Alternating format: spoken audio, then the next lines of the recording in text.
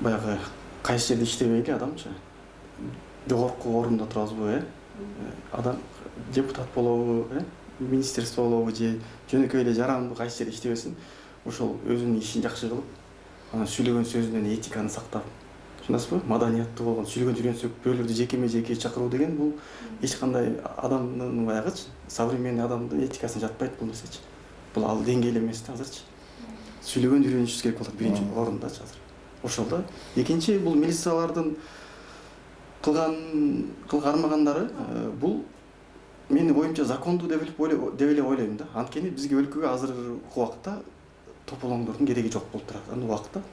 Мисалы ошо митингдерге да тыюу салынган. 1-июнга чейин митингге тыюу салынып атса, анан бирөөлөр жок биз аларды биз укпайбыз деп бирөөлөр чыгып атса, милициялар ошолорду кармаш керек да.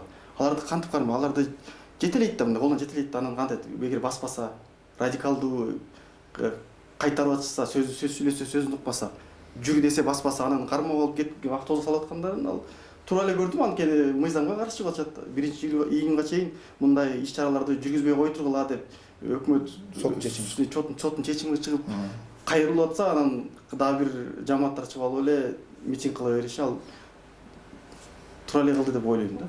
Милициянын иши ошол да, ошондой. Алар ошон үчүн милиция ошондой сакташ керек тартиптичи. Мыйзам чегинде тартип сакташ керек да.